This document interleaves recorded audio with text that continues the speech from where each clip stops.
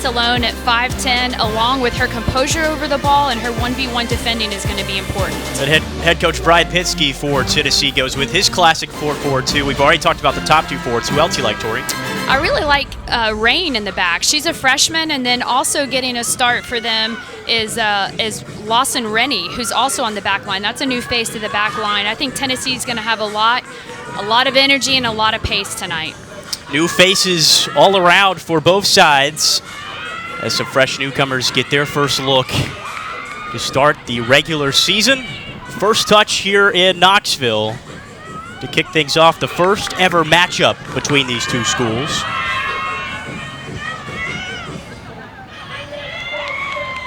Tennessee has faced off against the Atlantic Sun 4 different times, and they're undefeated in those 4 efforts. 2 wins and 2 ties with the first chance against the Eagles.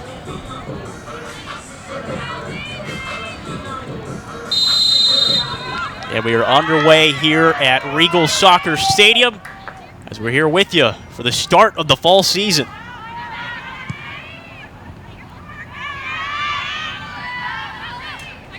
Tennessee wearing the home jerseys, white, the orange numbers. Florida Gulf Coast comes out in the blue with the white numbers.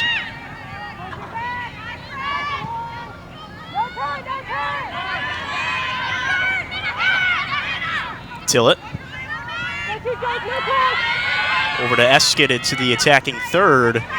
Gets by Curtis. Eskin cross in near post. And offside. It's always exciting. The first game, the first opening match of the season for both teams is always really exciting. You know, they're finally getting the opportunity to beat up on somebody else other than themselves, being able to get through preseason and finally, you know, really see your work pay off is exciting for both teams. And much different pace this season than both sides were used to in what was a different year, obviously a year ago. Both teams having more time to prep and both getting an exhibition game out of the way.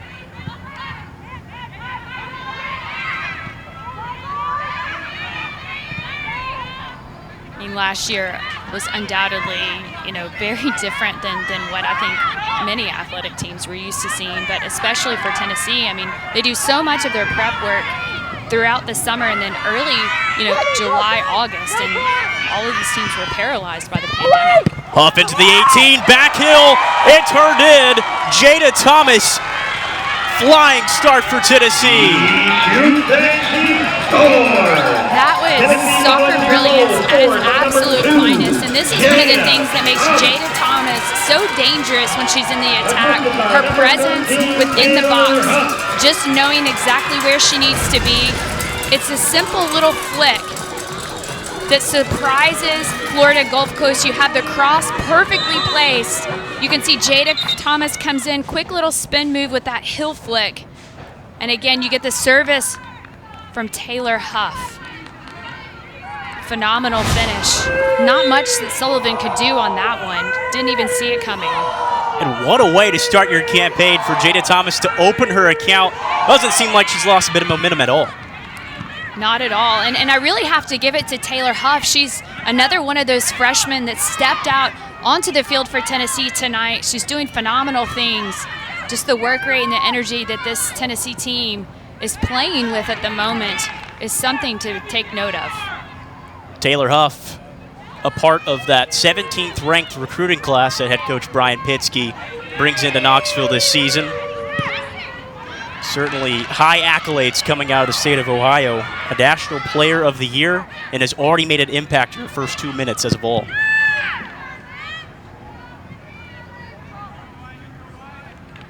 And you're going to see Florida Gulf Coast look to play a lot of services into Lilbeck's feet. She serves as that 9 player, if you will, the center forward up top. So they're going to look for her. She's exceptional at being able to keep control of the ball, turn. She has great field awareness, and her ability to get numbers into the attack is what's going to be key tonight against Tennessee. The more she can hold the ball, draw the defense up, and slot players in and behind, that's where Florida Gulf Coast is going to find success against Tennessee. The Eagles coming off what was a 7-win shortened season in which they only participated in the spring side of things, weren't able to play in the fall. a team that's historically been amongst the top of the Atlantic Sun.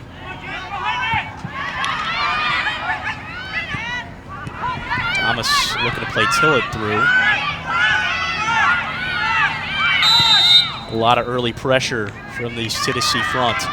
That's nice work by Coleman in the middle for Florida Gulf Coast, keeping her composure, being able to maintain possession of the ball. She earns her team that foul at the moment. This could be an opportunity for the Eagles to maintain possession in their offensive third.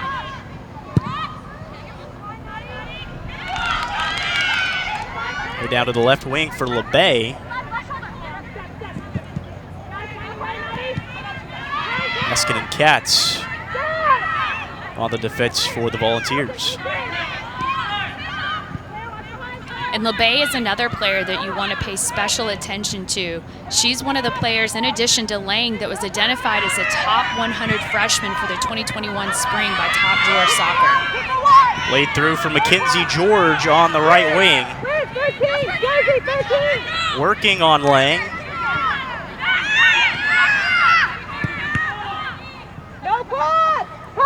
George takes another deflection back for Thomas, and wrapped in by Katie Sullivan.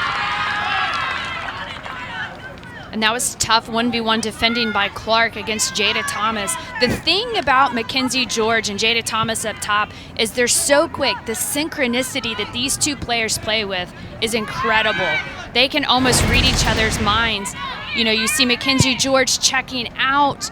You see the timing of Jada Thomas on that run. And if had Clark not been there just to give her a little bit of nudge, I think Jada Thomas would have been able to convert that. Tennessee has seen some early chances so far in the first 5 minutes. Obviously one resulting in the fabulous finish from Jada Thomas. Maybe not as much as a surprise as you might think, given Tennessee had a phenomenal outing against Alabama in their exhibition game last week.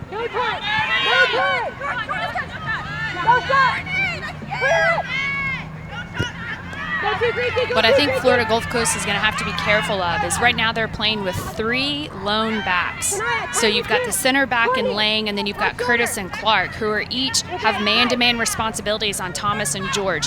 If one of those players gets beat, it's up to Lang to slide over and provide that cover, which creates that 1v1 opportunity with Thomas and George. And I can guarantee you that Coach Penske and his team is going to hedge their bets on those 1v1s. Well, Tennessee earns the corner kick. Their exhibition tie against Alabama. They earned 10 corner kicks.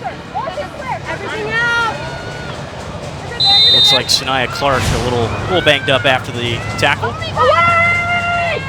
Service in, and it hits off the noggin of Rennie and off the goal line. And Rennie was phenomenal in the exhibition match against Alabama. You mentioned the quality of services that Tennessee's been able to put in on those corner kicks. Rennie had almost 2 conversions in that exhibition game against Tennessee, and that's really been a focal point on their offense for the last 2 seasons, is being able to convert corner kicks or set pieces when you need to. And Andy, I say it every season, and I'll continue to say it when it comes to tournament time, it's those moments that separate the good teams from the great teams.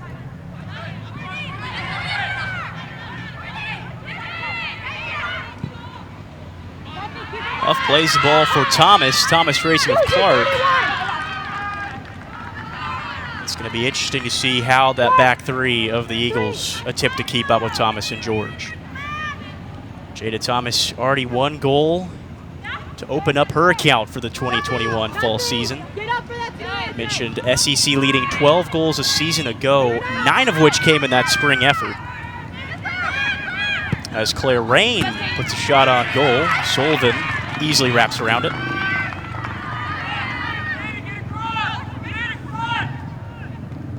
And you were talking about Jada Thomas. She had 5 game-winning goals for Tennessee last year. I mean, exceptional freshman campaign, absolutely phenomenal. But my question is what is she going to do this year? You know, at this point, everybody knows who Jada Thomas is. What is she going to do to continue to elevate her game? Well, head coach for Tennessee, Brian Penske, made it well known that Thomas and George certainly at this point are aware they're going to have a target on their back. And he knows that good teams, they can find different players to get in on the goal-scoring effort, hoping for a real team effort tonight. Claire Rain rushing forward at just a bit too hard of a touch. And Andy, we spoke with Coach Penske, and we talked about the importance of having additional numbers outside of just George and Thomas putting those numbers up for you.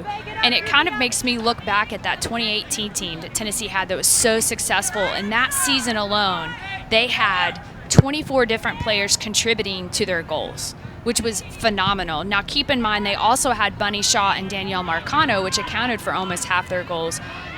But still, they had an exceptional season, and the reason why that team was able to advance to the quarterfinals of the NCAAs and were seeded number 2 was because it was a complete team effort. It took a number of players to make it work. Well, Tennessee under Coach Penske has reached new heights in the NCAA tournament. You mentioned 2018, first trip to the quarterfinals, and it took a host of Vols to make it happen.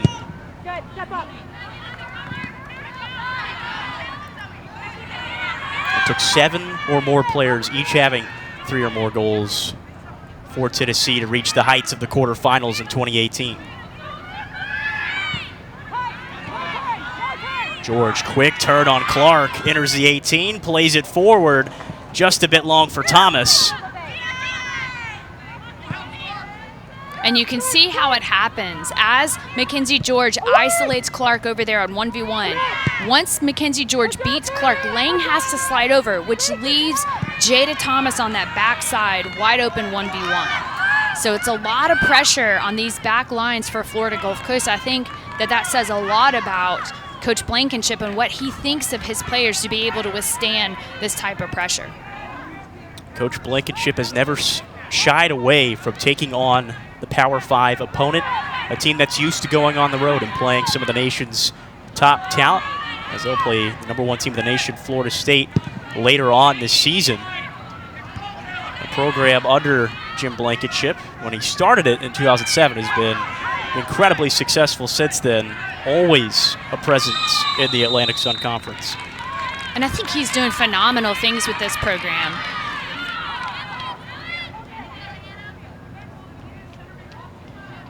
Five-time Coach of the Year in the conference.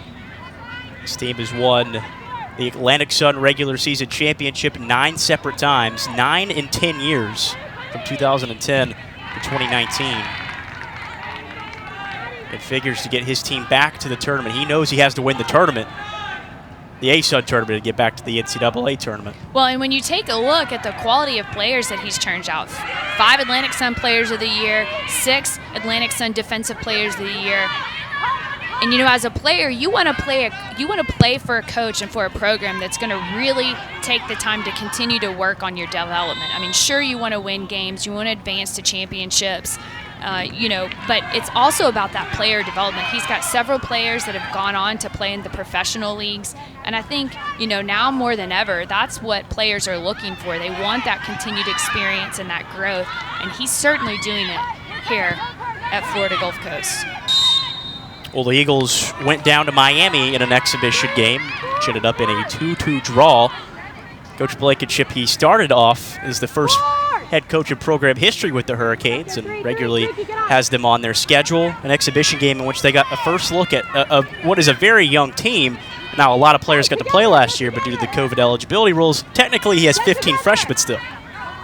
It's going to be interesting to see how that plays out for programs across the country, just in terms of eligibility, who stays, who goes. But, I think it certainly makes for a lot of really exciting soccer for all of us to watch. Tilt into the 18. Sword by Katie Sullivan, and a quick throw out. Katie Sullivan in on goal for the Eagles. A transfer out of Creighton is given the nod for the start. She brings a little bit of experience and some competition to a really experienced goalkeeper room.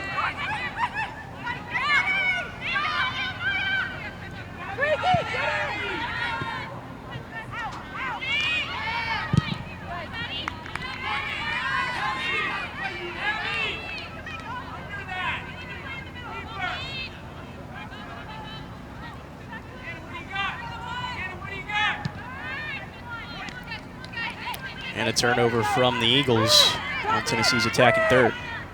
Coach Blankenship, when we spoke to him, he said, most important thing is we want our kids to come in here, our players to come in here and compete at the highest level. And this is such a great opportunity for this team to do this. And you know, Tennessee's not going to be the best team that they play. They've got even more teams down there. They've got 3 teams that made it to the NCAA tournament in the spring last year on their schedule, and that's what he likes. He likes putting together a competitive schedule that challenges, that stretches his team to constantly elevate their play. Oh, something that they weren't able to do a season ago is have some of these tougher non-conference games due to COVID-19 restrictions. Now finally getting to have that prep in some of these tougher games to help them get ready for their Atlantic Sun part of their schedule. On the move is George. Service into the box. Still bouncing around. Eskin looking for Thomas. Flicked up in the air. They had a desperation clearance from Clark.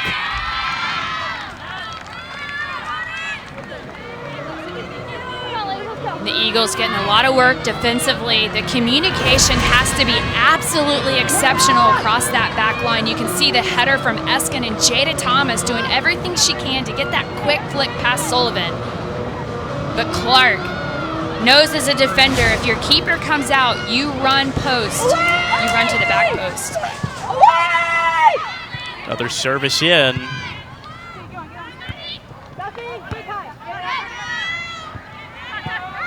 Pinballing around the box.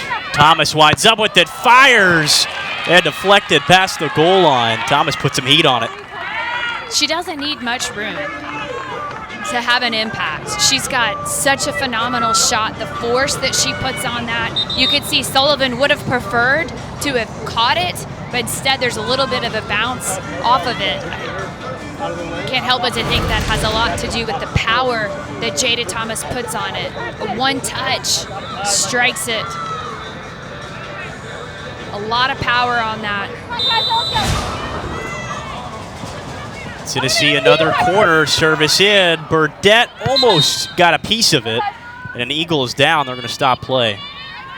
And that's not the player that you want to see go down for the Eagles. That's Lang. She's the anchor on the back line for this team. At 5'10", she's a phenomenal player. Joined this team, played at a very high level in Sweden. She was one of 2 freshmen in the ASUN a year ago that earned first-team honors in a preseason watch list in the conference. And you can see Lang and Abby Burdette just going up. Looks as if there was a small collision in the heads, and obviously with the concussion protocol that's in play now, anytime a player takes an injury to the head, it's required that the training staff has to do a proper assessment before the player can return to the game. Lang hailing from Sweden, member of the U19 Swedish national team where she's their captain. A lot of national team experience for her. One of 3 Swedish connected players on the pitch tonight for Florida Gulf Coast.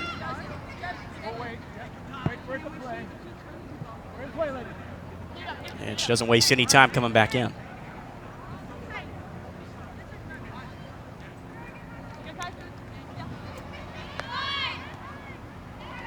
Like you said, Tori, Lang has got to be that anchor for an Eagles team who's already down 1 in this game. First 15 minutes, what has Tennessee done well so far to have earned this lead?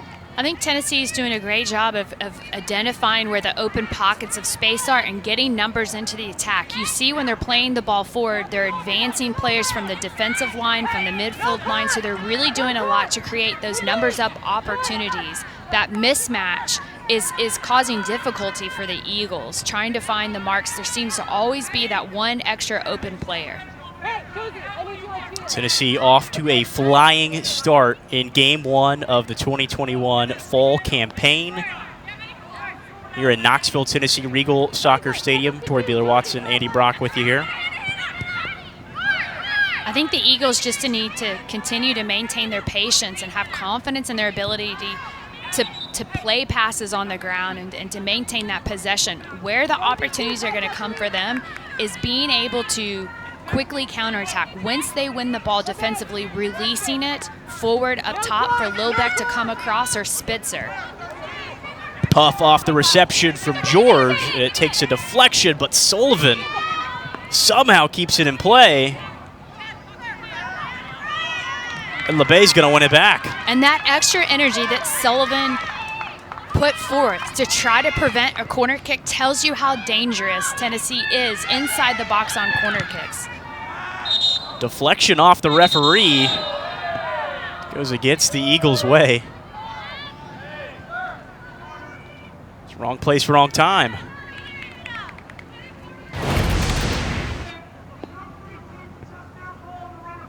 And you can see Taylor Huff gets that deflection, and Sullivan does everything that she can. And that's a heads-up play. She recognizes that it's off of her player. She's doing everything she can to prevent that corner kick and keep Tennessee out of being in position to score again. Sullivan, the junior keeper from Wheaton, Illinois, a 2-year starter and a transfer from Creighton. Not play last season in 2020, but in 2019 started 10 games and had 48 saves. Certainly a big addition for this Florida Gulf Coast team. It adds a little bit of maturity, a lot of experience in goal.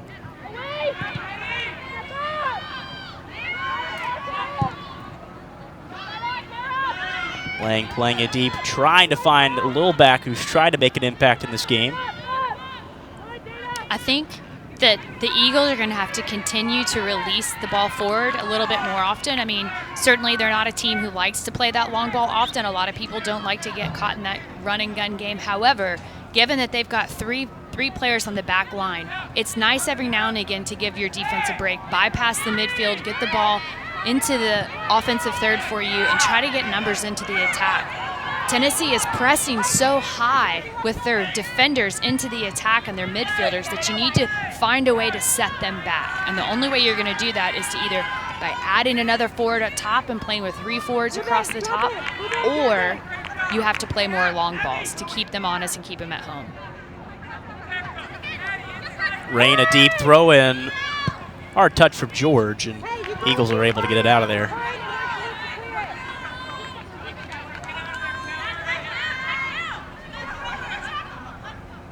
Rain, another deep throw.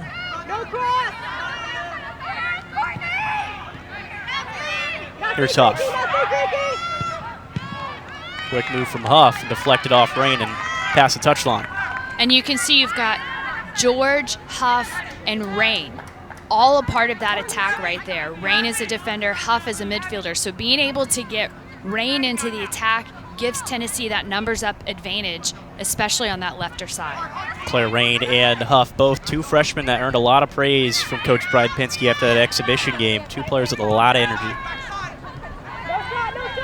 And the more Tennessee can switch the point of attack from the left side to the other, it's really going to stretch that defense. Eskin to Huff, just over the top of the bar.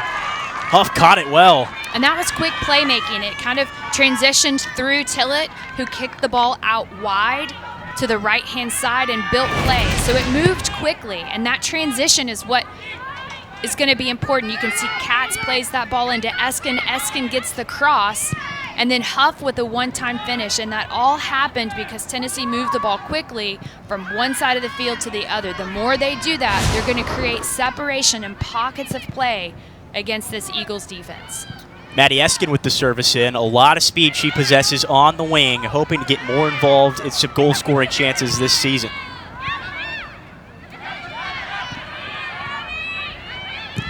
Abby Burdett going hard into Lindstedt. Here's Huff again, a rolling screamer scooped up by Sullivan.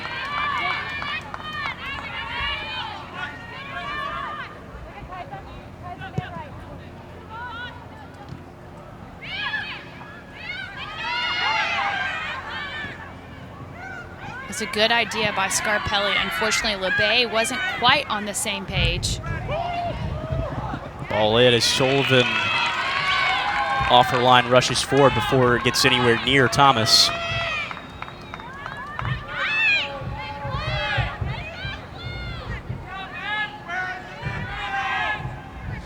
Nice footwork by LeBay on the outside.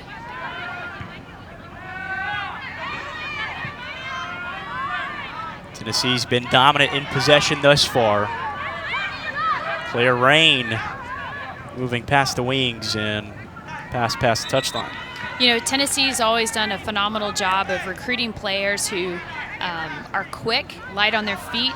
But one thing I've really seen a difference in this team this year as opposed to last is that every single one of their players on the field is confident in their ability to take players one-on-one. And not only can they take them on, but they're exceptional at being able to find the space in and behind them.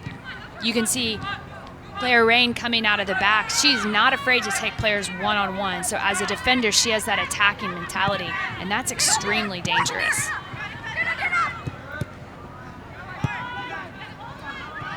Eagles win possession back. Lilbeck fighting with Ostrom and Burdett, eventually winning the ball.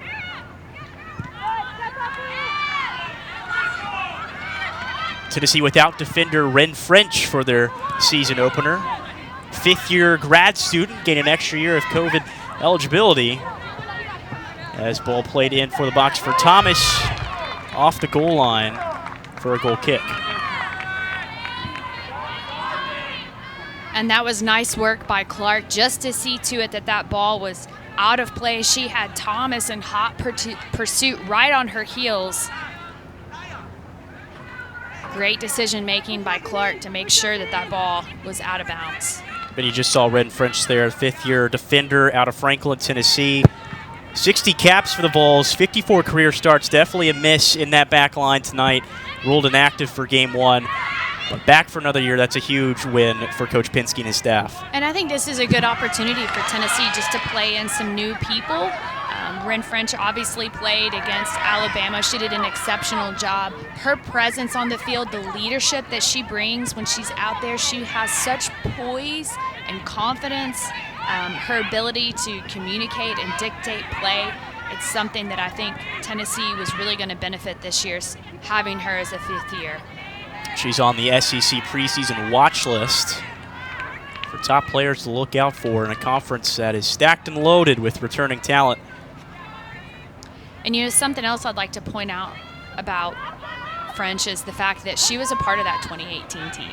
So she's been on both ends of the spectrums where, you know, she's experienced a lot of success and she's experienced disappointment by not being a part of the NCAA tournament this past year. So, you know, herself along with Abby Burdett and Mackenzie Ostrom, those three remember what it's like. And given the fact that they've got an opportunity to make a difference, what is their lasting legacy going to be on this program in their final season? This time last year, Tennessee took a season-opening defeat 3-1 to Alabama. Afterwards, had a team meeting to decide what they wanted their goals of the season to be as a service in to Sullivan. But the players themselves got together, had a team-only meeting after a 3-1 loss to start the season to Alabama. These senior leaders, like French, like Ostrom and Burdett, they said, what do we want our goals to be this year? Challenged the team to achieve these goals 8 weeks later. They're SEC East champs. What I think people have to remember, too, is the success that you experience happens in the work that you do during the summer, right? And so last year was a little bit different because of COVID, all the different restrictions on athletes and just general public. They had an opportunity. They had no excuse. They had the opportunity to get after it, right? And so their preseason preparation has looked a lot different, and I think we're seeing a fitter Tennessee team, a much more explosive Tennessee team, and a team that's just a lot hungrier. Coach Pinsky said these same team leaders from last year who remain on the team made it a tradition. They got back together, players only, no coaches involved. This was just up to these senior leaders, set goals for themselves again this year, and a lot of that is to do well once again in the SEC and to maybe get back to the NCAA tournament. And you see what they did last season, 8 wins, SEC East champions, first time since 05, and had some big wins against top 10 opponents. Well, and I think, you know, you have to remember, coaches can want all these things, but if the players don't want it for themselves and they don't have the buy-in, it's not going to happen. So the fact that you've got the leadership that you do on this Tennessee team and players that respect each other on the level that they do, I think I think it's the beginning recipe to something that could be really, really special. Tennessee certainly making that noise, getting the double bye in Orange Beach last year, ultimately losing in their first game to the eventual tournament champions in Vanderbilt. But that kind of catapulted them to that 4-2 spring in which we saw a lot of offense and really an improved offense from even when they won the East in the fall.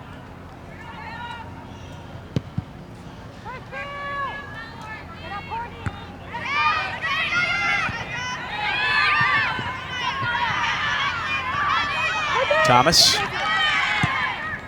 gives way back to the Eagles. Courtney Coleman.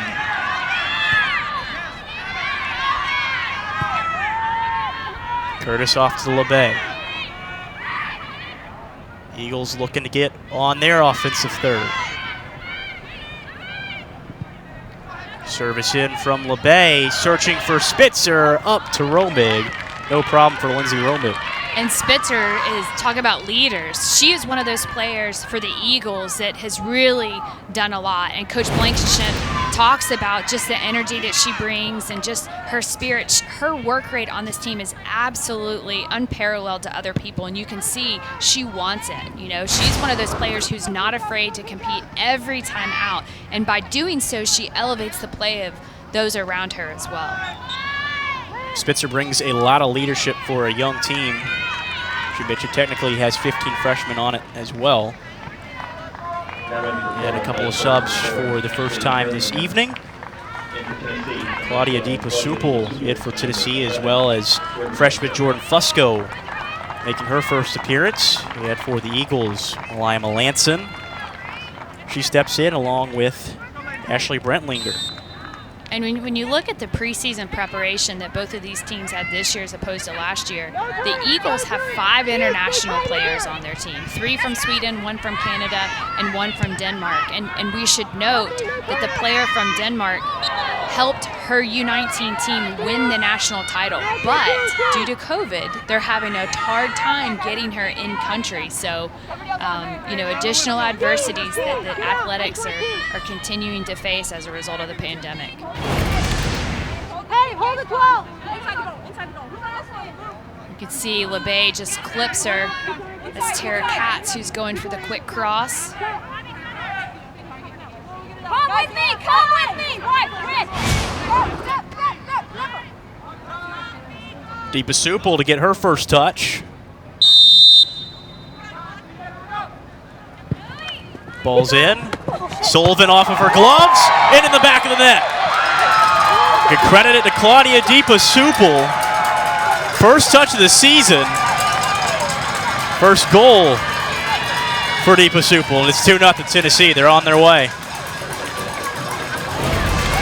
DePasupel is known for her services on set piece. She has a lethal left foot service, and you can see Sullivan just goes up, slips between her fingers there. And you've got Spitzer on the backside doing what she can. Unfortunately, it's an own goal. Good service by DePasupel, and that was something Coach Pinsky had highlighted. Just the quality of serves that she's able to put forth for this team on those set pieces. And talk about instant impact from DePasupel. She did not participate last spring, was held out with knee injury after an incredible fall season where she led the conference with 5 assists. That was still the team lead after it was all said and done.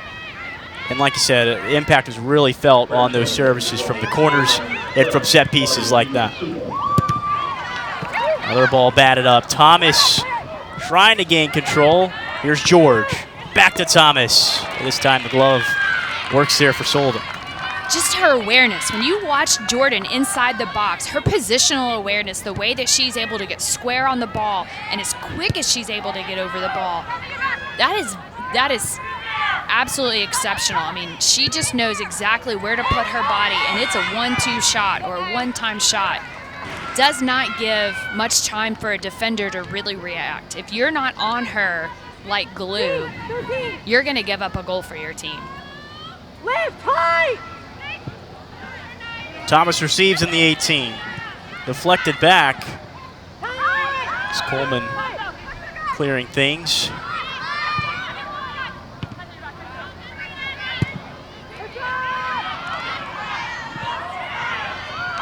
Ball played down, Lil Beck fighting with Rennie. It's Hannah Zaleski who tried to retain possession. The Eagles still fighting. Melanson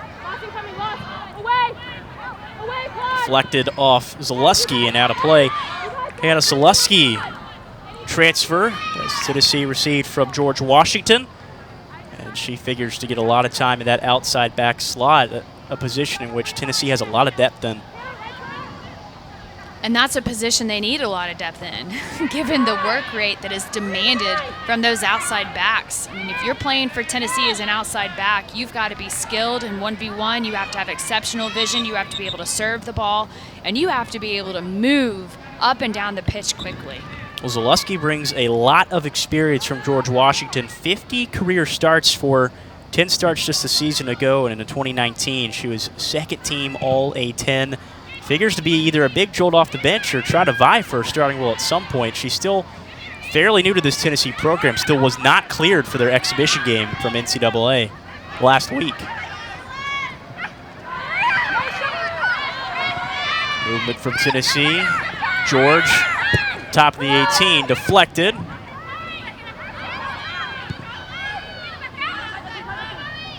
DePasupal sets, fires. Looking for Huff, it just popped straight up. And for a freshman, Taylor Huff is playing absolutely just outstanding in my opinion. She was able to train with the team in the spring. She joined them in the spring, but was not able to play games due to eligibility, but she's absolutely exceptional on the field.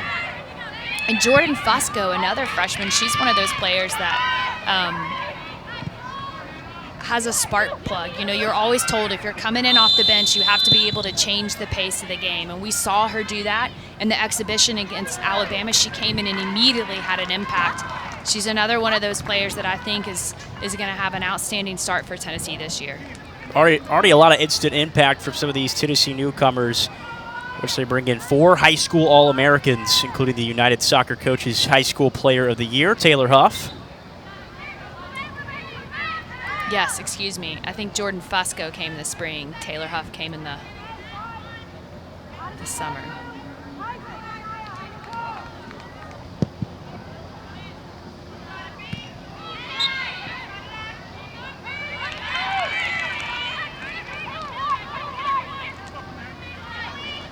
A little over 30 minutes in, the first 45 minutes for both of these sides. Tennessee leading 2-0 early as DePasupal ricochets one back to Sullivan.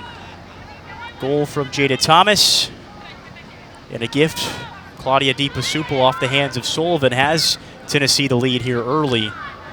If you're the Eagles, as we start nearing the end of this first 45, what is Coach Blankenship needing to see here for it to be a positive first start?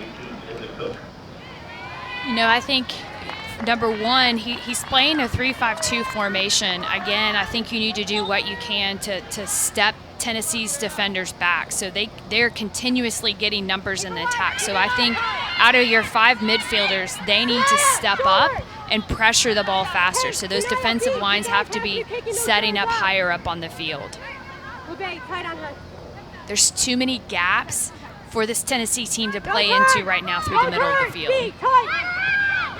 There's George.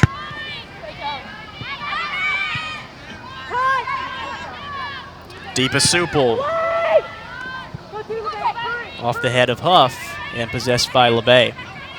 And I really think that they should potentially consider changing their formation to a 4-4-2. I know the idea was probably to have more numbers in the middle of the field, but I don't think that's where the threat's coming from at the moment for the Eagles. I think where they're seeing the most damage done is on the outside. Tennessee's pushing numbers up on the wings, so provide more cover in the middle. If you put 4 defenders on your back line, if one of your outside defenders gets beat, one of your center backs slides over, you still have 2 more people to cover on that back post. I think where they've gotten caught is that his back post 1v1 isolations. Tennessee already 10 shots compared to Florida Gulf Coast's 1. As the Eagles service one into the box and punched out. Overall, though, if I'm Coach Blankenship, I'm telling my team when we go in the locker room, have confidence in yourselves. You guys are capable of playing with this team. You just have to compete. We have to play a little bit quicker. Our opportunities are going to come. Romig stabs the shot from LeBay. Lindsay Romig, the junior keeper, in goal for another season here on Rocky Top. Already featured in several different record book statistics for this Tennessee side, and she's also a part of the preseason watch list this year in the SEC. Lindsay Romig in goal is such a powerhouse. I mean, when you're looking for a keeper, you want somebody who's going to be able to make those big-time saves for you. And, you know, I think being a goalkeeper is one of the difficult positions, because if you are playing for a good team and you're not getting a lot of action, you still have to be zeroed in on the game to be able to come up with those moments. You can see a card issued there. Looks like a yellow on Ashley Brentlinger. She's coming in, just a bit of a stab, a little bit of a trip there. That's on Brentlinger, the senior midfielder.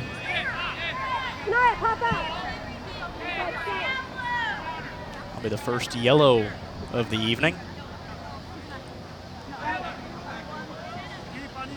Deepa Supal will try to replicate.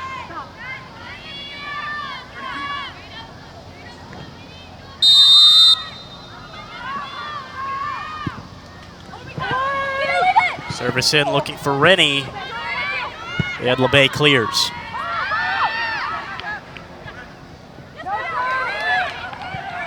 This move on the outside from Nelson. Plays through Fusco, looking for George. Still a threat. And offside. Fusco just a bit in front. And that extra effort that Fusco put forward to get that ball across, make sure it didn't go across the end line, and then the placement that she found George right in front of the goal. Very well executed.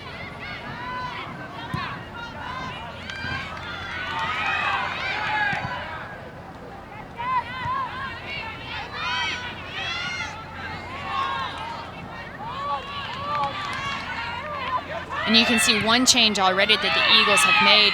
They've pulled Spitzer from up top and moved her more into an outside defender position / midfield, wanting her recovery speed, I'm assuming, on the outside. Well, when asked, head coach Jim Blankenship mentioned he has a plan that has worked in the A-Sun for quite a while. Obviously, he wants a result against a good Tennessee team, but he wants to see his team execute that plan, not panic against a tough road opponent. And so far, maybe a couple of adjustments may help out here. Play forward, looking for George. Collision in the box. And offside is the call from the line judge. And Fusco's ability to get her head up and see George running, the timing of that pass was on par. I mean, she's playing well above a freshman. You can see that she just strikes it, perfect amount of pace. The space of where she placed that ball, it gives Mackenzie George just enough time to run on, split between those two defenders. And Clark coming across with a paramount save for this Eagles team.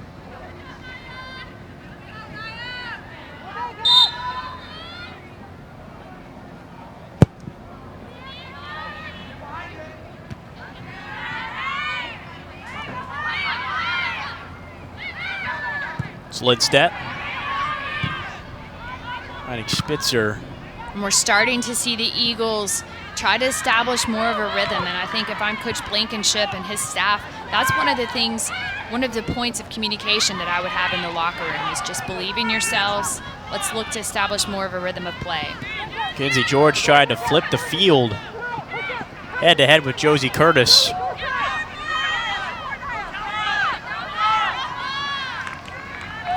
Not much options, not many options for her in that moment.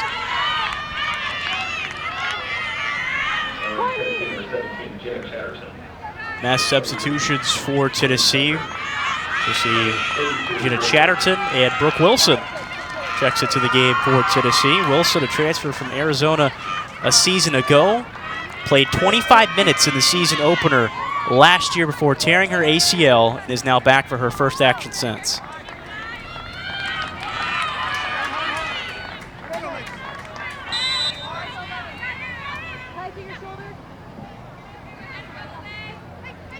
Here's Wilson now, first touches.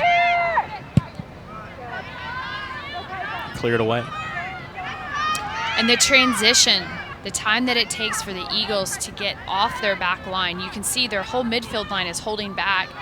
So there's a good amount of space between their midfield line and their front line. And that gap right there is what's really troubling the Eagles at the moment. Anytime the ball's played forward, they have to move quickly as a unit. They have to squeeze the Tennessee team, eliminate the open space for them to be able to play into. Here's Deepa Supal, ricocheted back to an Eagle in blue.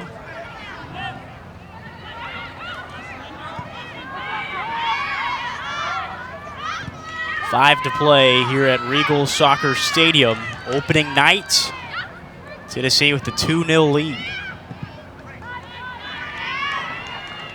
And again, I think it's that transition from offense to defense that has to come at an accelerated pace for this Florida Gulf Coast team. They're getting caught a little bit on their heels.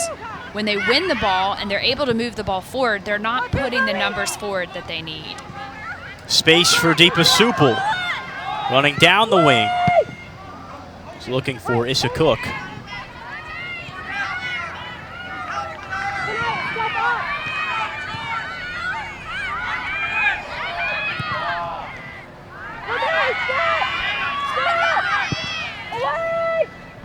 Ball in for Cook again. Lang challenging on that one. Cook a shot wound up by Sullivan. And you can see that they're not necessarily, the Eagles aren't challenging those outside balls as much. They're kind of allowing those services in. And I think it's almost working to their advantage at the moment because they're able to keep more players in the middle on that back line. They've got 4 players on that back line, which I think is helpful. The pressure cover balance looks a little cleaner. Wilson played it off to Chatterton, and LeBay runs forward to clear it away. And you've noticed Zoe Spitzer started out at the front for the Eagles, has now moved back into a right back spot. And Coach Blankenship shared with us that she's a player that we'd likely see a little bit of all over the field, and a lot of that is just her versatility and her ability to compete. As we mentioned before, her leadership, her work rate. This team is stacked. They've got quite a few exceptional players. Lindstedt, she's a player we're starting to see a little bit more of in the middle of the field. She plays that holding midfielder. I think we need to see more of a presence from her, winning the balls and being able to possess them wide. I think that will be helpful for the Eagles in the second half as well. Corner kick for Tennessee. Time winding down in half number 1. Already a 2-goal advantage.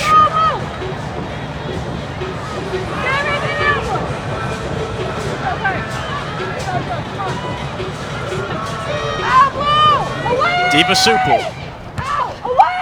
Off the head of Lang. Tees up perfectly for Fusco, but just skewed off to the right. And off LeBay, another corner. And when we're looking at quality of service on corner kicks, what makes Deepa Supal so exceptional is her ability to get up underneath the ball. She puts an arcing height on it. The higher the ball is, the more time players have to run in. It's a floating ball. It's not a driven ball. Deepa Supal again. Here's Maria Nelson, and just a bit high. The pace, the spin on her serves make it very easy for Tennessee's team just to redirect the ball. You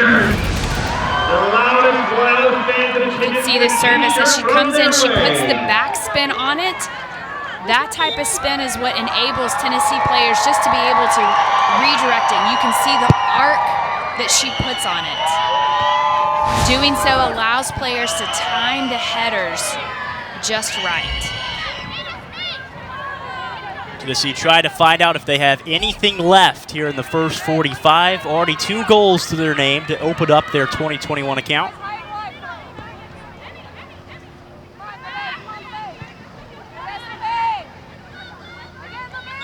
And the Eagles win possession back. 1 minute remaining.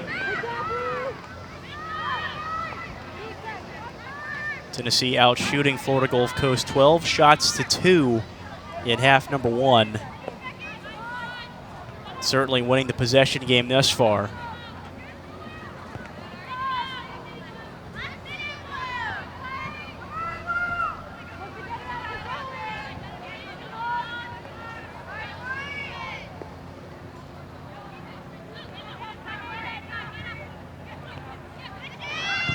There's LeBay. Ball winds up for Paradis. Eagles one last effort in half number 1. 10 seconds remaining. They got to act quick. And it'll be Lilback who launches one for Romig. Easy field for Romig, and that'll end the first 45. Tennessee, a statement start, 2-0 early advantage as we head to the break.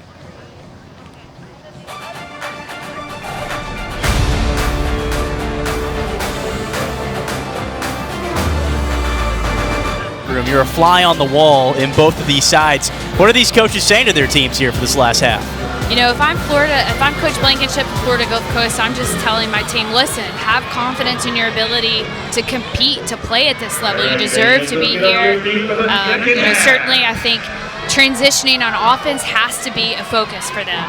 When they win the ball, transitioning as a team so they can close those gaps. For Tennessee, keep the pedal on the gas, man. Just keep your foot down on it. They're doing great things. Already a quick start for Tennessee right out of the gates here at half number 2. And I think this is a good game for Tennessee to really work on trying to get more players involved into the attack. I mean, obviously, Jada Thomas, Mackenzie George, those are 2 players that everybody's going to have their eyes on when it comes to this Tennessee offense. But can Tennessee start getting more goals by committee? Deflection off Curtis, and Tennessee already earning their first corner of the second half. They had 5 of them in the first 45, winning the corner game 6-0 so far. And this time you've got Hannah Tillett taking it from the right side.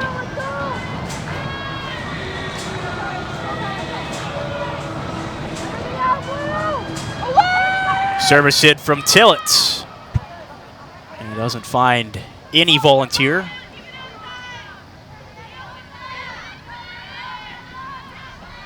Leads to an Eagles throw it. And reverse it, Tennessee will maintain possession.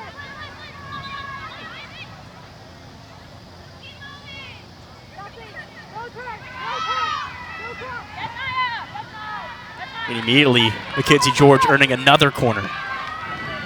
I think they should keep a stat on who earns the corner kicks, because I guarantee you Mackenzie George is probably leading in that category for the Vols tonight. She is exceptional at just staying on top of the ball, putting immense amount of pressure and creating opportunities for Tennessee, whether it be, movement inside the box or through corner kicks or free kick opportunities.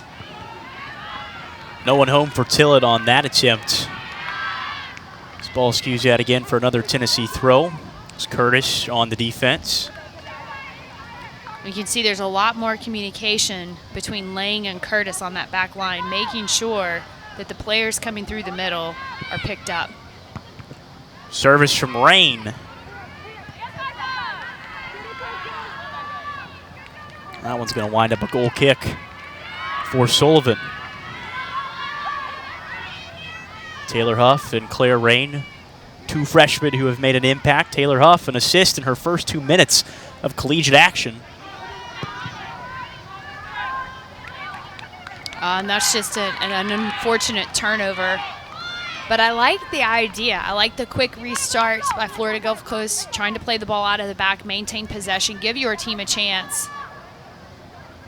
I like where the thought process was going on that.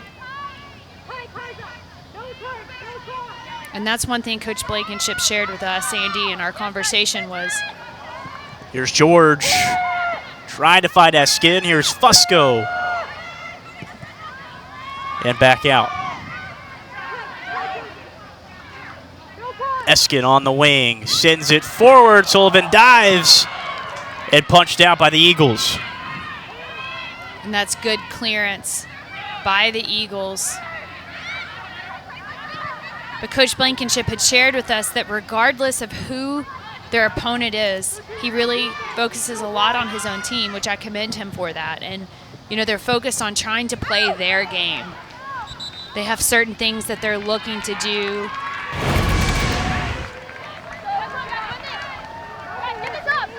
You can see the cross there from Eskin, and look at the extension that Sullivan has on that. Being able to come up with a big safe, and on the other side of that was Grace Paredes just able to clear that ball out for the Eagles. Corner number 3 for Tennessee. Rennie gets ahead on it, skews wide, goal kick.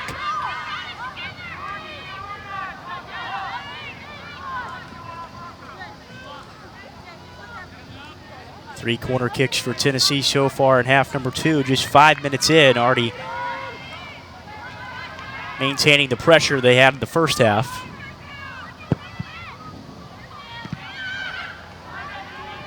Goal kick from Sullivan straight to Hannah Tillett. And Eskin fighting LeBay on the right wing.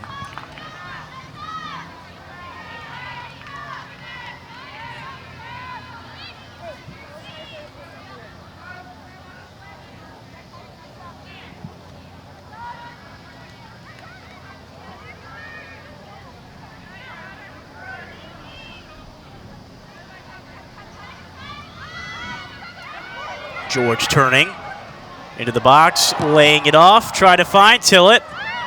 Here's Taylor Huff possessing, firing, and a laser beam over the goal. And Mackenzie George just doing what she is so exceptional at, and that is able to post up on her defender and spin them out. She spins right around them, able to get that cross off. And Taylor Huff almost with a near goal there. Coach Pinsky says of Taylor Huff, she's tireless. Almost they have to tell her to stop running so much. They need her just to find her spots where they come. Chance from Tillett, it squirts out, it's Fusco. It's 3 for Tennessee, and they're on their way to an opening night victory.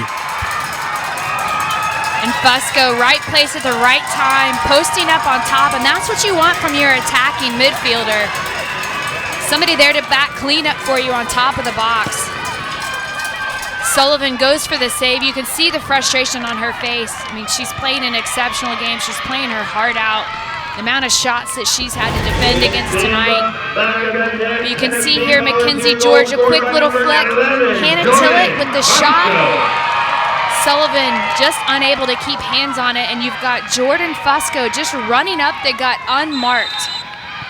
And I think this is something that Coach Blankenship and his team, when they're reviewing this film, they need to really look at. You know, if you're going to play a 3-back, you've got to make sure to tighten up the gaps, because the last place that you want penetration to come from is through the center.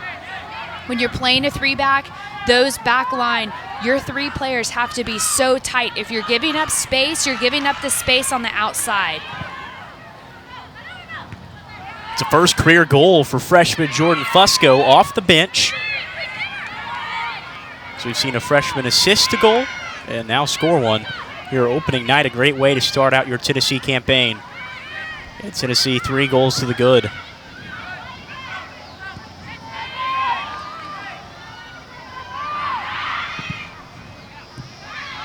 You know, one of the questions from Coach Pinsky coming into this season is, can they get more people involved in the goal-scoring efforts? Already 3 different goal scorers tonight.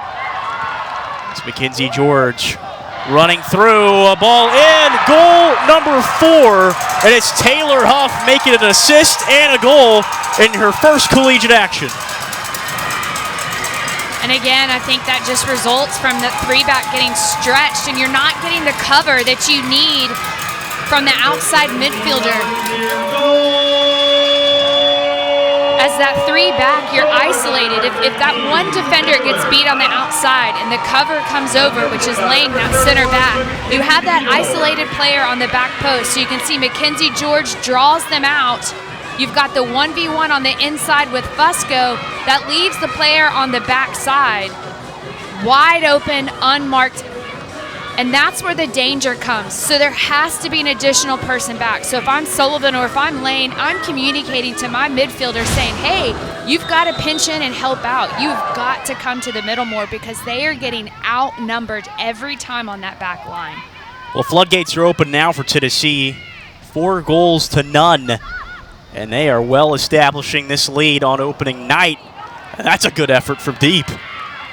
And I think Florida Gulf Coast has the personnel to play a 3-back. I think it's just a matter of tightening up. You've got the speed, you've got the talent, and you've got the vision in those back players. You know, you've got Lang on the back, you've got Curtis. Clark and Spitzer have kind of split some time out there. You've got the personnel to make those things happen. It's just a matter of tightening up in front of them, what happens in front of them, and making sure you're getting that cover. So if you're looking right now, you can see on the top of your screen, Spitzer needs to slide and pinch in a little bit more to provide additional cover because there's gaps in between Lang, the central defender, and the outside back there. Fusco moves in between either one of them. There's that 1v1 isolation. And you have to say it was a well-deserved goal from Taylor Huff, who's given away several efforts on goal. Mackenzie George as well, a well-deserved assist. Absolutely. Hats off to Tennessee. Their movement off the ball and the speed at which they're doing it is exceptional. And I think, you know, the pace and the tone of the game is started with Thomas and Mackenzie George. We highlighted in the open the pace, the energy, and the consistency that those two players play with is phenomenal. And you can see the crowd is not pleased with the call. There's a handball in the box, but the new FIFA rules state that if the player is in a position where they cannot escape or in a position where they cannot get out of the way, unless it's intentional, they let these balls go now. They let that one slide.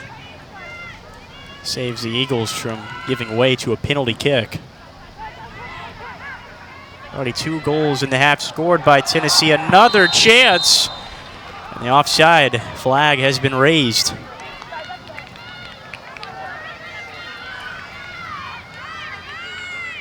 I think at this point, you know, what do you have to lose at this point, right? It's 4-0. If I'm Coach Blankenship, I would maybe roll the dice and play, you know, a 4-3-3 or, you know, a 3-4-3. I think that, you know, Florida Gulf Coast has to do something to press Tennessee back. Oh, good save by Sullivan coming across there. A confident run forward from Sullivan, who's given up 2 goals this half already, 10 minutes in, and trying to calm things down for her side. And Tennessee can afford to take risks in that back line because Florida Gulf Coast is only playing with 2 forwards. Tennessee has 4 backs, so they constantly have the numbers to be able to go forward and take risks. I think the Eagles need to, you know, probably look to add an additional forward up top. I know that's not necessarily what they want to do, but at this point they have nothing to lead. They need to try to keep some of Tennessee's defenders at home because what you have happening right now, that's Claire Rain making that run all the way forward. She's a defender, and nobody's there to pick her up. Eagles trying to play LeBay forward, and they'll turn it over.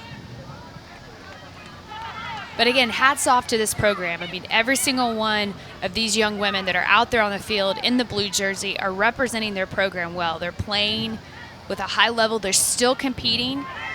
By watching the way that they're playing, you wouldn't know that they're down 4-0. Run forward for Melanson, going head-to-head with Rennie, a chance for Lilback. There's the Eagles' best chance of the second half thus far. And this is the type of coaching that Coach Blankenship brings to the Florida Gulf Coast. He's able to recruit players that want to hold themselves to high standards, who want to take this program to the next level. And that starts by playing against teams like Tennessee, having a heavy schedule like they have. You know, this is a team that's gone on to play several teams and surprised them. You know, people often underrate their ability, but, you know, Coach Blankenship has more than a qualified pedigree to churn out good players. Here's George off the bounce and wide. A goal kick for the Eagles. Head coach Brian Pinsky for Tennessee to not underestimate this opponent, calling the Eagles Power 5 killers, and they've done so several times in the last year. Prolific team always in the Atlantic Sun. In 2018 alone, took down Ohio State, Alabama, and Michigan. So certainly a team that's used to being in these type of environments. And I would suspect that this team goes on to compete very, very well in their conference. I mean, they have a track record of being Atlantic Sun Conference champions, and I expect this year to be no different. Usually right there at the top of the poll as Tennessee on the attack again. Fusco behind her back, left-footed, skews for another goal kick. In the preseason poll of the Atlantic Sun, Florida Gulf Coast sits in third behind Lipscomb in North Florida for an Atlantic Sun conference that looks a lot different this year. They've added 3 different teams and now split into divisions for the first time. We see Brooke Wilson re-entering the game, relieving Jordan Fusco. Jordan Fusco did some incredible work while she was out on the field. She has to be proud of what she's put forth for the Volunteers tonight.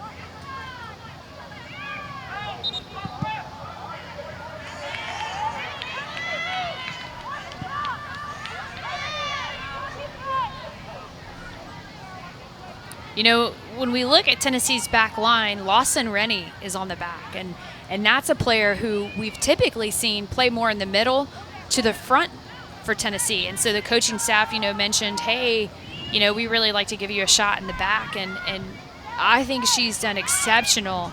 It's almost like it's natural for her, especially with the style that Tennessee likes to play, where they like their backs to go forward. I think she is proven herself to be very solid in that center back position. She has exceptional vision, her placement. She understands the movements of forwards, the 1v1s. You have to think a lot of factors went into play for assistant coach John Morgan to take a look and say, we're going to switch you back to center back this summer, given what we've seen for you. They think she has top 3 intelligence on the team and a speed that's up there with some of the fastest Tennessee players that Coach Penske's coach, is what he's saying. About 30 kilometers per hour they've marked her in practice. Well, I mentioned to Coach Penske during our call that, she just looks fit. She's so explosive. Not that she wasn't before, but you can tell that she's really doubled down and has done the work. And they mentioned that, when you're looking at speeds, they wear GPS trackers, these players do for Tennessee. And so you're able to record and calibrate their output performance in every practice and what their speed is.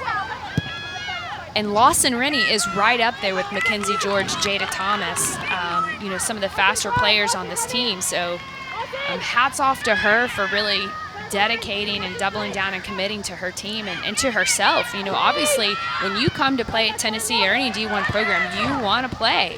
You want to get out there on the field. You want to know that the work you're putting in on the summer is for a reason. And she certainly showed up for Tennessee in big ways for them so far these first 2 games. The sophomore out of Cincinnati, Ohio, as a freshman in her first year, she saw herself in a multitude of different positions, even found herself in goal against one of the top SEC teams in Texas A&M when Lindsay Romig went down and the goalkeeper room was a little bit more short-staffed. And, I think that just speaks a lot about her attitude and just team first, right? And that's the type of chemistry that you need on a successful team.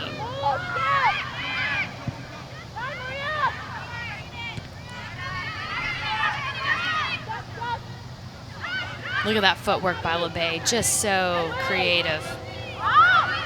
She's always looking for ways to try to get people involved in the attack, and you can see why she was identified in the spring as one of the top freshmen by Top Drawer Soccer. Well, LeBay's been a little bit everywhere tonight for Florida Gulf Coast, causing fits both offensively and defensively. She's one of those players that if you can slip the ball in behind the defense, she's certainly going to wreak havoc with her speed.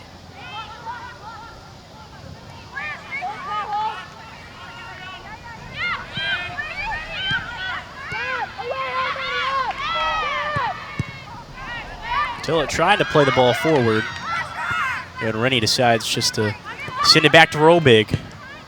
Reset up this offense.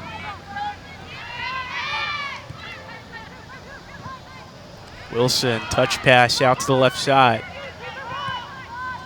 Searching for Eskin. Eskin turns and fires. It's popped back out. I think Eskin's had some great looks tonight as well. Coach Penske and staff have challenged her to really become more than just a supporting cast member to the offense. They want to see her take more of a lead role. Can you do more than just be fast on the outside? Can you get yourself in some creative spaces where you can have some goal-scoring opportunities? And I think we've seen that from her tonight. I mean, she has stepped up to the plate. She's had some phenomenal looks, and you saw her trying to create some separation just in front of the box right there. So I think each of these players have taken to heart what this coaching staff has challenged them with in the spring. They've done the work over the summer, and we're starting to see the fruits of their labor. When you return 9 starters in 90% of your minutes from an SEC East title from a year ago, you have room and have the depth to pick and choose and get more players involved.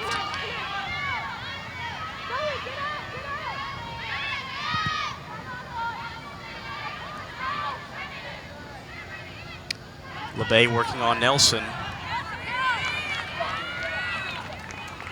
Past the touchline.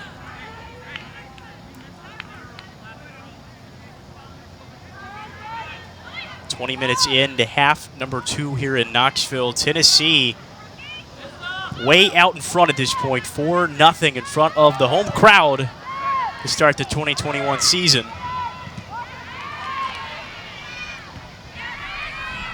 We've seen 4 different goal scorers, a lot of newcomers getting involved.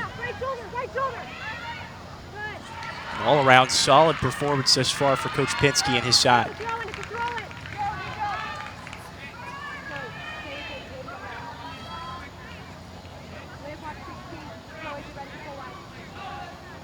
Wilson just on the edge of the box, out to Katz. Nelson floats one in off the head and deflected out. It was Zalewski who got a piece of it. I mean, one thing you can say about this Tennessee team, they're certainly not afraid to get inside of the box, and I think that's, a big difference in what we've seen in the past couple of seasons. They're working hard tonight, create those opportunities inside the box, and when you take a look at some of these replays, you can see Nelson floating that ball in. Look at the number of white jerseys. You've got a player running near post, one straight at the keeper, and then that player on the back post. And can we talk about the timing of these runs? I mean, it's absolutely just on point this evening. You've seen a lot of one-touch shots, ricochets. And in soccer, we reference framing the goal, which means you're making the goal a little bit bigger with the proper runs inside of the box, and you've got the near post and far post runs. You're making the goal a little bit bigger. So if the ball pops out, you've got players in position just to punch it right back in.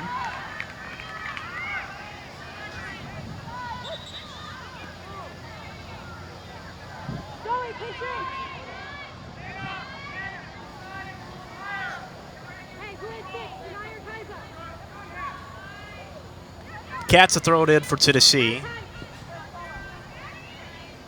Eskin, service across, and no one's there.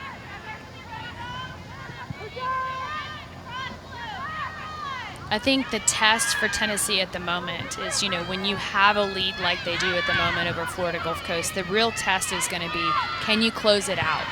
Can you keep your play elevated? Can you maintain control of this game?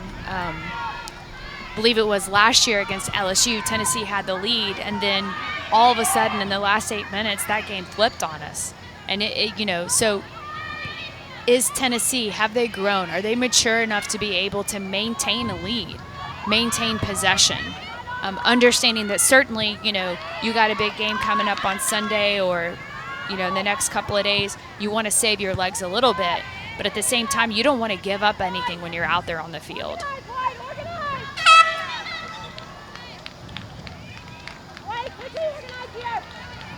Sub from the Eagles side, as it's Kyra Marios.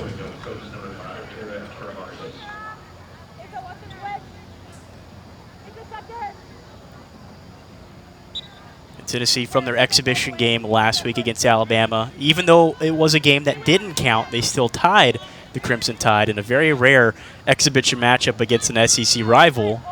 The Tide, they looked like the better team. They led in shots 18-3, but the execution just wasn't there. And now we flip to a week later. Tennessee has the execution to show for all the chances they've created.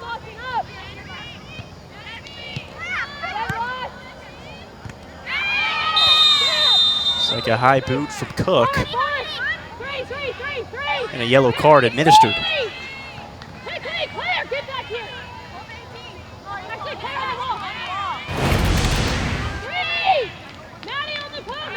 Lawson Rennie on the first touch, and you can see Cook comes in.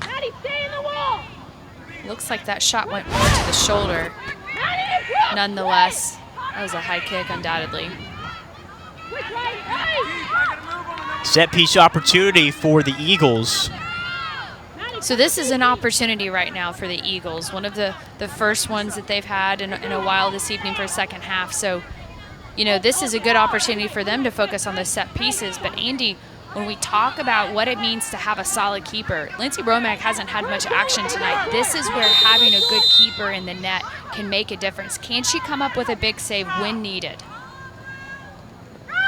Scarpelli goes for goal and into the trees.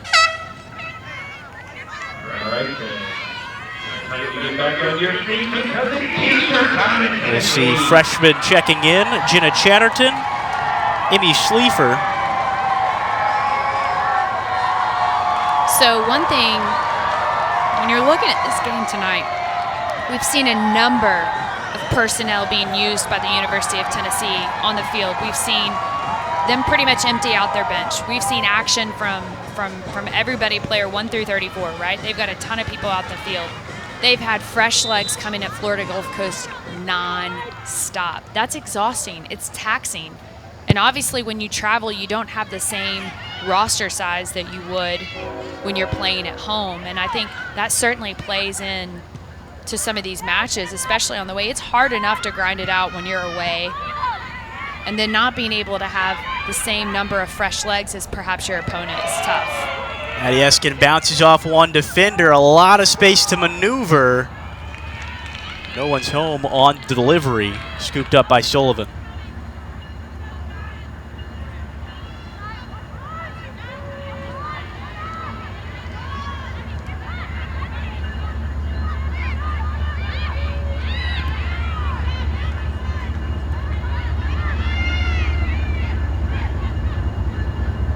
Train rolling through Regal Soccer Stadium. A lot of sights and sounds for opening night. Good crowd on hand to witness Tennessee begin their campaign. And I'll have to say the Eagles, you know, did a good job of trying to maintain possession right there. But what I'd like to see them do is to recognize the open space, find that point of attack. There were a couple of times where Lindstedt had possession of the ball, and instead of playing the ball back and again wide and finding their player, Kyra Marios on the outside, she's playing it right back directly into pressure. Tennessee had numbers on that side. So I think, you know, for Florida Gulf Coast, it's just recognizing, making the decisions faster, knowing where you're going to go with the ball before you receive it.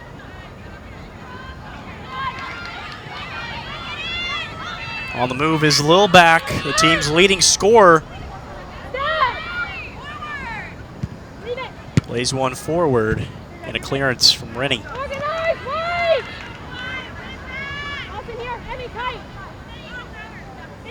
And for the Eagles, Lilback, their top scorer from a year ago, they are without one of their potent forwards.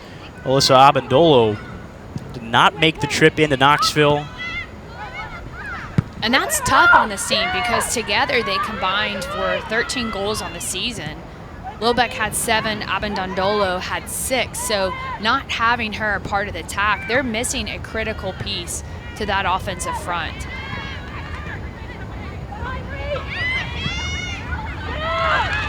And this is the play that I was looking for earlier. Kyra Mario's play into Romig. She took a touch off her foot and then dives on it. Secured by Lindsay Romig.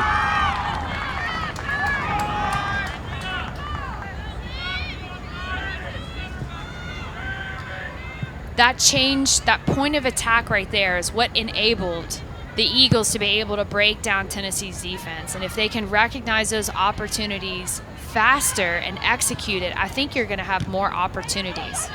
They're going to have more chances to get in.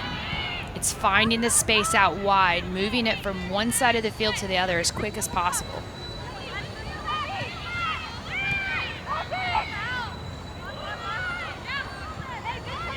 And together you can see their team is pressing up a little bit higher.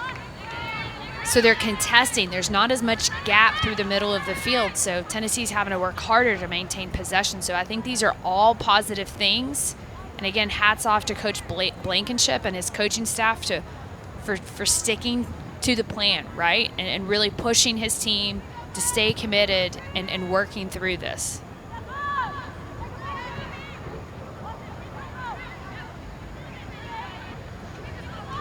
Last touch, Zaleski out of play for an Eagles throw.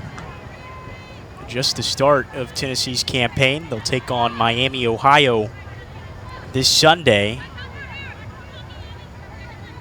A couple of good non-conference matchups. They'll go on the road to take on a top 20 South Florida team. Similar opponent the Eagles will face as well this year. Check out the space from Kyra Marios. A lot of room to run. Dicing at the top of the box. Great recovery from Maria Nelson, who takes possession right back. And that was another good ball played across by the Eagles. Heads up for finding Kyra Marios. Again, they need to continue to find those pockets on the outside. Good pressure by Lilback. And the team all has to commit. So if Lilbeck's pressuring, if she's got high pressure as she is, she's forcing Lawson Rennie to go a certain direction, right? So you know the ball's going to go back to Lindsay Romeck. So the rest of the team, Florida Gulf State, they have to get on the same page in terms of being able to step up.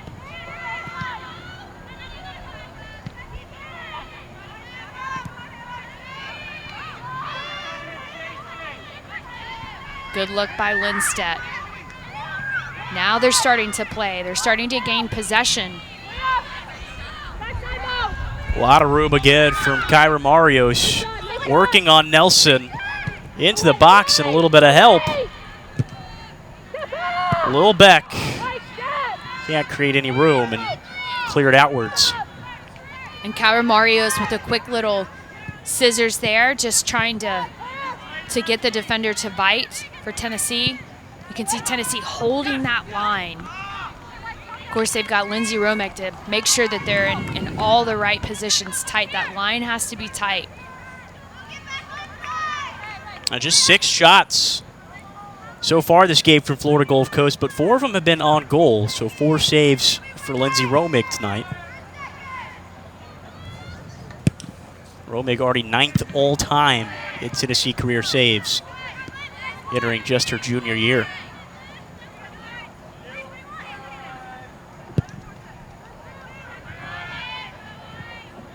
"15 minutes left. There's still plenty of time on the board for either side to get another goal. But for Tennessee, it's a question of, can they close the game out? Can they have solid time management without giving the ball up or allowing the Eagles to have too many opportunities? And I think this is where, you know, as players, that's where that consistency comes in. Just being plugged in, focused all the way until when the whistle blows.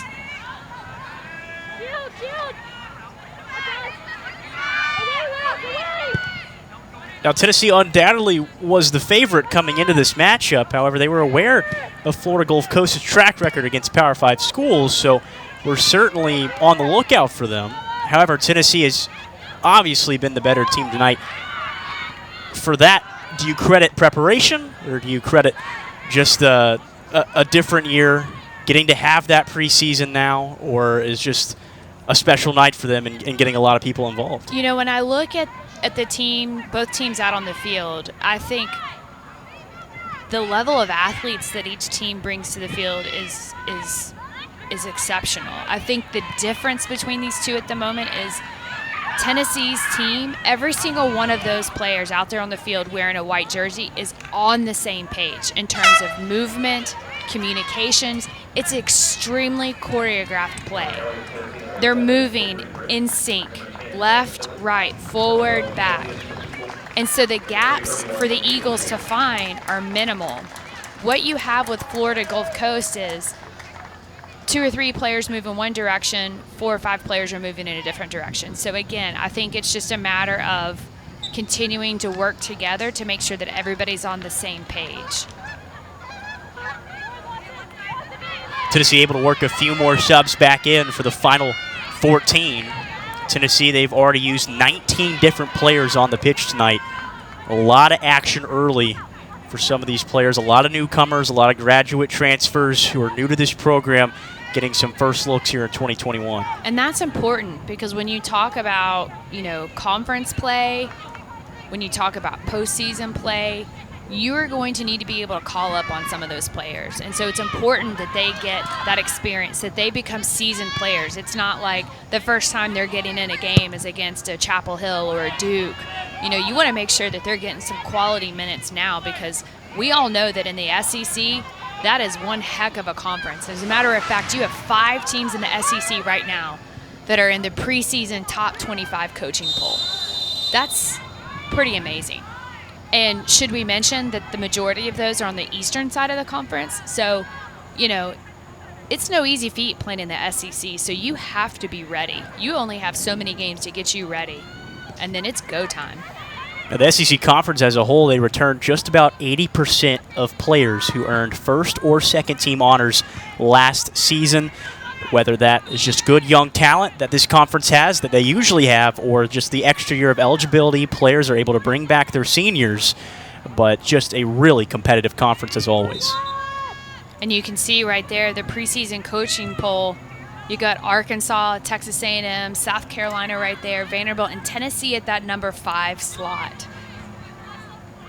So, pretty stout. And that's just within the SEC. That's how the coaches voted teams would fare out within the SEC conference. So Tennessee is favored at the number 5 slot, which, if I'm Coach Penske and the Tennessee team, that's right where I want to be, right? Like, I'm not in the bottom half, but I don't have a target on my back. The only way for me to go is up, and I got time to do it. And to make things just a little bit harder, already a tough conference, you take a look at Tennessee's schedule. Those 4 teams above them, they've got to play each and every one of them. And they've got to play each one of them on the road. So it does not make it easy having to go into enemy territory against teams like Arkansas, Texas A&M, South Carolina, and Vanderbilt. And that's why you have to take advantage of the opportunities that you have when you are at home, right? Like, get as many players in as you can, really focus on finishing while you can because, Andy, once you get on the road, and once you get on the road at conference play, it's just a gut match. It's grittiness. You may only get 3 shots the whole game, and 2 of them may come off corner kicks. So you have to have every element of your game dialed in. It has to be corner kicks, set pieces, restarts, goal kicks, everything. And every player has to be dialed in. This is a Tennessee team that has certainly high aspirations for this year, returning as many dynamic players as they have. However, to win a title like they think they can in the regular season, it's going to have to come through the road. Well, and a lot of the work that Tennessee has done that I think has really helped them is it's not necessarily always about what you're doing on the field. It's about all the little things that you're doing when you're not playing. So immediately following this game, are you getting your ice bath, okay? Taking that ice bath, that 10-minute ice bath, that's going to recharge your legs. It's removing all that lactic acid so that you're able to move and fly on Sunday when asked, okay? Not only that, it's diet, it's nutrition, strength agility training. And, when you come to these big D1 schools like University of Tennessee, resources are plentiful. On the flip side, Florida Gulf Coast, they've got a lot of resources, but the fact that they're able to come and compete at this level with not quite as much, I think that says a lot about their program as well. Florida Gulf Coast, still very young team, technically 15 freshmen, and this is the first time they're actually getting a fall season, the first time they got to play in an exhibition game to start things off, and the first time they're getting a non-conference slate to play some of these tough teams to help them in their conference tournament. Well, and I think what people have to keep in mind, too, is that when you're looking at what it takes to get into the NCAA tournaments, it's a lot about your RPI, right? So it's all about the schedule that you play, strength of schedule you play. So you can lose, like them losing to Tennessee, that's not a bad gig. Because if Tennessee goes on and does well, that game is now weighted higher in the RPI for them. So That's why you do want to play some good teams, and you want to play teams who you think are going to end up winning their conference, because again, it's weighted a little bit differently. So there's this whole algorithm into getting into the tournament, and these coaches, I don't know how they have it figured out, but somehow or another they do it every year. The Eagles will take on Florida, 20th ranked South Florida, and then top ranked to start the season, Florida State. It's a hefty non-conference slate. But think about how primed they're going to be come conference time for them.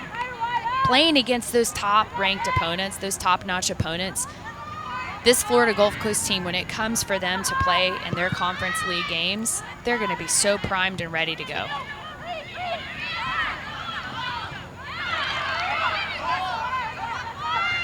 Spitzer fighting for possession. It's Maria Nelson who earns the throw in.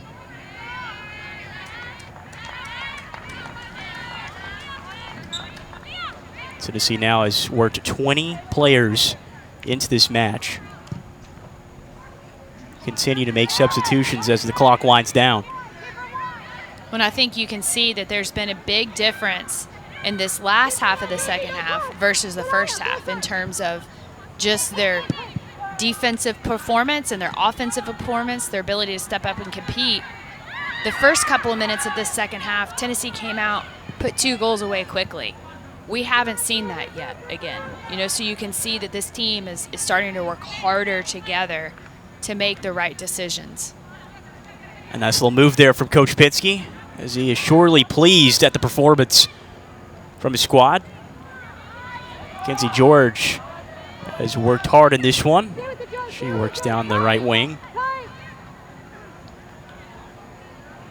I need you tight. Full tight. Jerry Creaky tight on her. Lift tight.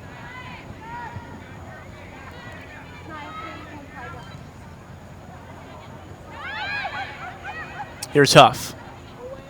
Away! No shot! Abby Burdett. Nothing. Tennessee moving the ball around. Is there any left for the Volunteers in game 1 of the season? Deepa Supel floats one up for Huff off her head. Back of the net. Brilliant timed header from Taylor Huff. 2 goals for the freshman.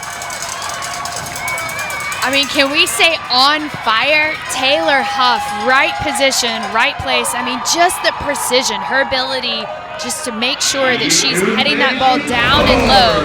Skips across. You have Deepa Supel. Again, floats that ball high enough. Taylor Huff comes across, power heads it down on the ground just beneath Sullivan. And you can see Deepa Supel, a nice little move to get past her defender, and Taylor Huff on fire. Well, there's a reason she was the National Player of the Year in high school last year, and she is certainly living up to that hype. 2 goals and an assist. That would be a stat line someone would be proud of at the end of the season. You do it in game 1? I hear all freshman of the week, potentially. Freshman of the week for her, honors. I mean, just an exceptional opening performance for Taylor Huff. And yes, you hit on the fact that, she was an All-American high school player, and Tennessee bringing in the 17th ranked class, 4 high school All-Americans. Certainly an impressive debut for Taylor Huff. Her high school stats were out of this world. She's the career state leader in assists, 93 career assists in high school, over 130 goals. She's used to this type of thing. And that's all about timing. I mean, you have to train to understand the timing, right? And not only that, but you really have to get to know your players. You have to get to know the speed of service that they're hitting across, just the little moves that they do. It's all about timing, and that only happens with practice.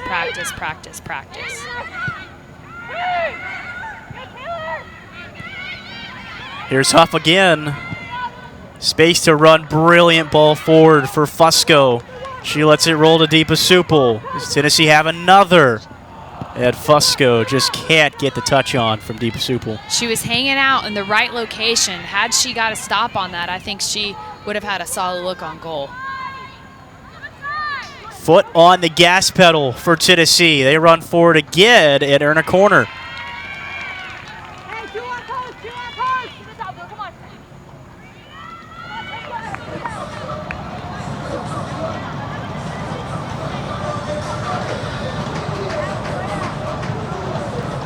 Ninth corner kick of the night.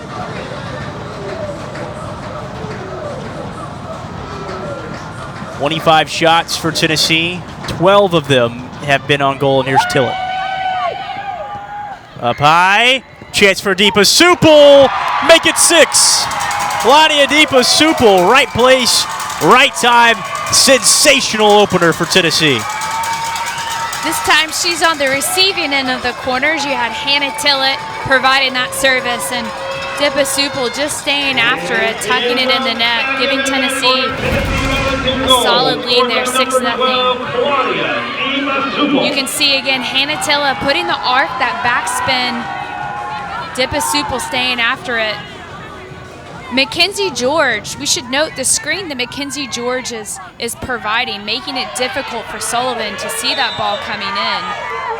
So you can see that this Tennessee staff has worked. They put a lot of diligent work in making sure that things are happening. And you can see, again, the ball coming across, and you can see the screen that Mackenzie George sets up. That ball slips just between her feet. Sullivan never had a chance to see it. And again, the diligent work that this Tennessee team and staff has put into the execution of these set pieces, corner kicks, so forth and so on. We talked with Coach Pinsky before the game about how good teams have multiple goal scorers. He already has 2 individuals with 2+ goals on game 1, and then 2 others to accompany them. And we have to give a shout out to Coach Joe Kurt. He's the one who really works hard with this Tennessee team on those corner kicks, those set pieces. Tillett, top of the box. Tennessee, relentless pursuit. That ball.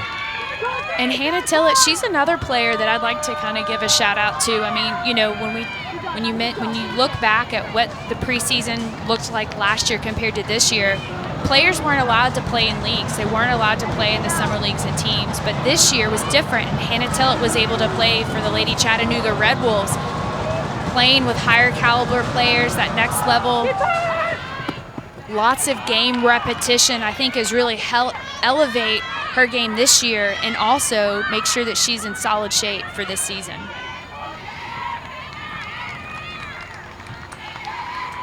Tillett certainly has been heavily involved, whether it's been from an attacking midfield position or from the corner or set piece. She's made her presence felt. Another fantastic ball forward. Play in a lot of space for Huff. Could not place it for the hat trick. I mean, I think she's taken off parts of the net tonight, little by little. But it was Hannah Tillett's turn in the middle of the field. Just a cut behind her standing leg, finding the open space on the far side that allowed for that redirection of that service. And you can see the look that Hannah Tillett takes over her shoulder before she receives the ball. A little cut back, the pass with the left foot. And on the far side, you had Bartholomew running onto it, and then Huff with an almost goal.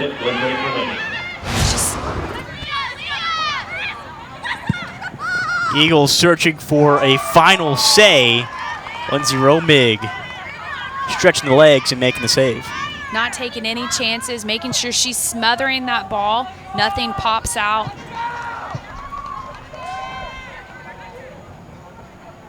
Romig taking her time, just 35 on the clock, and a statement opening night for Tennessee. Left no questions in this one. If people didn't have Tennessee on their radar before tonight, I think they do now. This has been an outstanding performance from Tennessee. The question coming in tonight's game, could they finish? I think they've answered that with a resounding yes. They certainly have executed. 27 shots equals 6 total goals.